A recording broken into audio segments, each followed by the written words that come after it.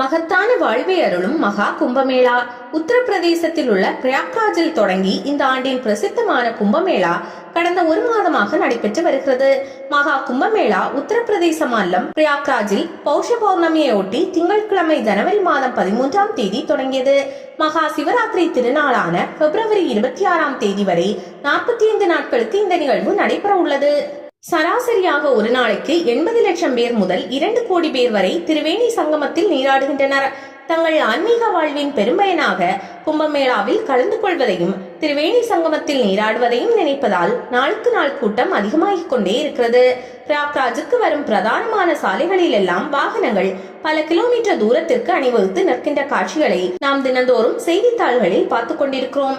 உலகின் மிகப்பெரிய ஆன்மீக சங்கமமான மகா கும்பமேளாவின் முதல் 6 நாட்களில் 7 கோடிக்கும் அதிகமான பக்தர்கள், மடாதிபதிகள், இந்தியாவின் முக்கிய அரசியல் பிரமுகர்கள் என்று திரிவேணி சங்கமத்தில் புனித நீராடி உள்ளனர். கும்பமேளா என்றால் என்ன? கும்பமேளா ஒவ்வொரு 12 ஆண்டுகளுக்கு ஒரு முறை 4 இடங்களில் கொண்டாடப்படும் திருவிழா ஆகும். இந்தியாவின் அலகாபாத், ஹரித்வார், உஜ்ஜைன் மற்றும் நாசிக் ஆகிய 4 ஊர்களில் உள்ள ஆற்றுப்படுகைகளில் இவ்விழா நடைபெறும். திரிவேணி சங்கமம் என்பது கங்கை, யமுனை ஆறுகளும் கண்ணுக்கு புலப்படாத சரஸ்வதி ஆறும் கூடும் இடமாகும். இந்த 3 ஆறுகளின் கூடல் அலகாபாத்தில் நடைபெறுகிறது. ஏன் 12 ஆண்டுகள் என்ற கணக்கையும் பார்க்க வேண்டும். புராணங்களில் 12 என்ற எண்ணுக்கு மகத்துவம் உண்டு. நமக்கு ஒரு ஆண்டு, தேவர்களுக்கு ஒரு நாள். நமக்கு 12 ஆண்டுகள் என்பது தேவர்கள் கணக்கில் 12 நாள். இந்த அடிப்படையில் தான் கும்பமேளா நடைபெறுகிறது என்றாலும் தற்போது நடைபெறுவது இன்னும் சிறப்பு. கும்பமேளா குறித்து நாரதர் புராணம் முதலிய புராணங்களில் குறிப்புகள் உள்ளன. வெளிநாட்டு சீன யாத்ரீகர் யுவான் சுவாங் தன்னுடைய குறிப்புகளில் இந்த விழாவை பற்றி சொல்லியிருக்கிறார். தேவர் உலகத்தில் உள்ள தேவர்களும் தங்கள் புனித கடமையை ஆற்றவும் புனித நீராடவும் பாரத தேசத்திற்கு வந்து கும்பமேளாவில் கலந்து கொள்கின்றனர். 12 ஆண்டுகளுக்கு ஒரு முறை அலகாபாத் திரிவேணி சங்கமத்தில் நடைபெறும் கும்பமேளா முழு கும்பமேளா எனப்படும். மற்ற இடங்களில் நடைபெறும் கும்பமேளாவை விட இது புகழ் பெற்றது. 12வது பூர்ண கும்பமேளா, அதாவது 144 ஆண்டுகளுக்கு ஒரு முறை நடக்கும் கும்பமேளா மகா கும்பமேளா எனப்படும். மகா கும்பமேளாவே உலகில் அதிக அளவு மக்கள் ஒன்று கூடும் திருவிழாவாகும். வேத நம்பிக்கைகளின்படி சாகா வரம் தரக்கூடிய அமிர்தம் என்ற பானத்தின் துளிகள் வானில் கருடன் சுமந்து சென்ற பானையிலிருந்து இந்த 4 இடங்களில் விழுந்தன என்று புராணங்களில் இருக்கிறது. இதனால் அவ்விடங்களில் கும்பமேளா நேரத்தில் நீராடுவது தங்கள் அகப்புற அழுக்குகளை நீக்கும் என்று நம்புகிறார்கள். கும்பமேளா திருவிழா ராக்கில் மகா மாதத்தில் நடைபெறுகின்றது. அதாவது பலர் அமாவாசை நாளில் நீராடுவது மிகுந்த பலனை அளிப்பதாக நம்பிக்கையுடன் உள்ளனர். வியாழன் கோள் ரிஷப ராசியில் உள்ள போது சூரியனும் சந்திரனும் மகர ராசியில் இருக்கின்றன. இவ்வமைப்பே அமாவாசை நாளாகும். ஹரித்வாரில் பால்குன் மற்றும் சைத்ரா ஆகிய மாதங்களில் சூரியன் மேஷ ராசியில் செல்லும் பொழுது சந்திரன் தனுஷு ராசியிலும் வியாழன் கும்பராசியிலும் உள்ள போது கும்பமேளா நடைபெறுகிறது. உஜ்ஜைன் பகுதியில் இவ்விழா வைகாசி மாதத்தில், அதாவது மே மாதத்தில் சூரியனையும் சந்திரனையும் தவிர மற்றைய கோள்கள் துலா ராசியில் உள்ள போது சூரியனும் சந்திரனும் மேஷ ராசியிலும் வியாழன் கோள் சிம்ம ராசியிலும் இருக்கும். நாசிக் பகுதியில் நடைபெறும் கும்பமேளாவானது ரவண மாதத்தில், அதாவது ஜூலையில் சூரியனும் சந்திரனும் கடக ராசியில் உள்ள போது வியாழன் கோள் விருச்சிகத்தில் உள்ள பொழுது நிகழும். நீரின் பெருமை. நீரின்றி அமையாத உலகு என்பது சான்றோர்களின் அசையா கருத்து. நீர் இல்லாத ஒரு உலகை கற்பனை செய்து பார்க்க முடியாது. உயிர்களின் வாழ்க்கைக்கு அவசியமானது நீர். அதனால்தான் கடவுள் வாழ்த்துக்கு அடுத்தபடியாக வான் சிறப்பு என்று நீரின் பெருமையை குறித்து பாடினார் வள்ளுவர். உலக நாகரிகங்கள் அனைத்திலும் ஆற்றங்கரையில் தான் தோன்றின.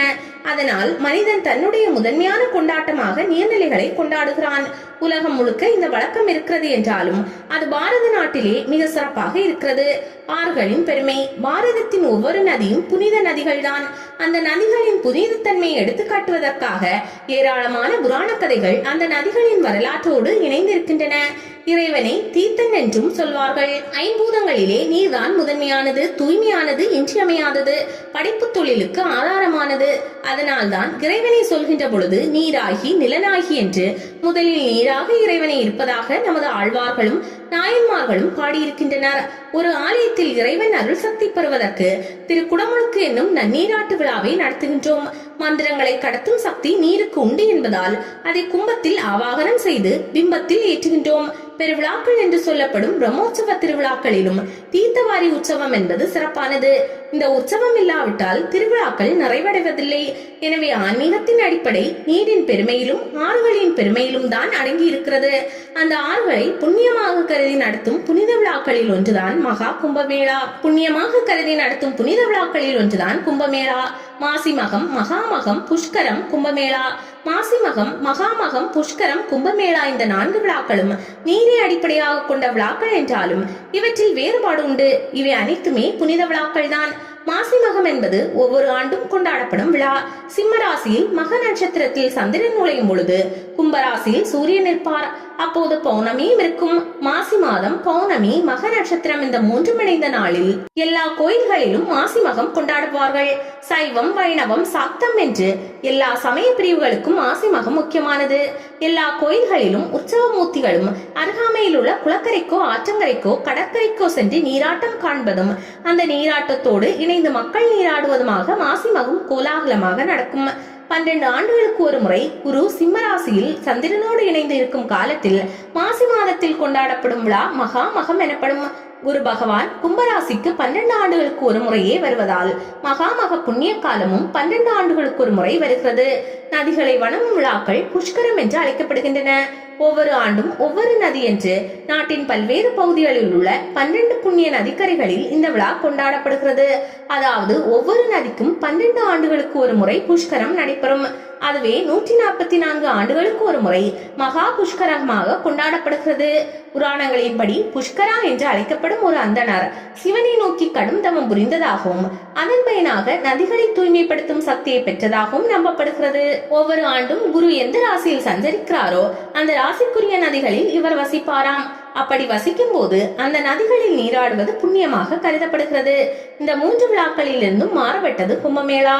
கும்பமேளாவின் முக்கிய நிகழ்வுகள். இந்த ஆண்டு கும்பமேளா கடந்த மாதம் 13ஆம் தேதி தொடங்கியது. 45 நாட்கள் தொடர்ந்து நடைபெறும் இந்த கும்பமேளாவின் மிக முக்கியமான நாட்களாக பௌர்ணமி தினங்கள், வசந்த பஞ்சமி, மகா சிவராத்திரி, அமாவாசை முதலிய தினங்கள் கருதப்பட்டு அன்றைக்கு ஏராளமான மக்கள் திரிவேணி சங்கமத்தில் நீராடுகின்றனர். இந்த விழாக்களில் மிக முக்கியமான நாகா சந்நியாசிகளை சொல்லலாம். அவர்கள் கடும் விரதம் இருந்து கும்பமேளாவில் நீராடுகின்றனர். சைவ மடாதிபதிகளும் வைஷ்ணவ ஜீயர்களும் இந்த கும்பமேளாவில் கலந்து கொண்டு புனித நீராடி மற்ற பக்தர்களுக்கும் ஆசி வழங்கும் நிகழ்ச்சி தினந்தோறும் நடந்து வருகிறது.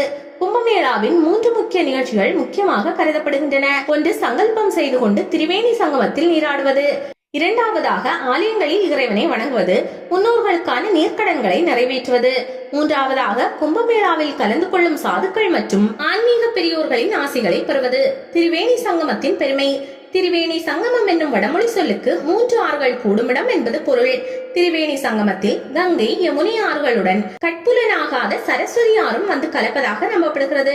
தற்போது 2025 நடைபெற்றுக் கொண்டிருக்கும் மகா கும்பமேளாவானது 144 ஆண்டுகளுக்கு ஒரு முறை நடைபெறுவதாகும். இதற்கு முன்னர் மகா கும்பமேளா 1881ஆம் ஆண்டில் நடைபெற்றது. யுனெஸ்கோ நிறுவனம் கும்பமேளாவை புலப்படாத பண்பாட்டு பாரம்பரியமாக அறிவித்துள்ளது. கும்பமேளா என்றாலே சாதுக்கள் நினைவு வந்தாலும் நாகா சாதுக்கள் கட்டாயம் நினைவுக்கு வருவார்கள். இவர்களை பற்றியும் தெரிந்து கொள்ள வேண்டும்.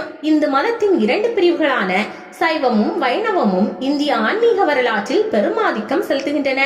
சிவனை நம்புகிறவர்கள் சைவர்கள் என அழைக்கப்படுகிறார்கள். விஷ்ணுவை நம்புகிறவர்கள் வைணவர்கள் என்று அழைக்கப்படுகின்றனர்.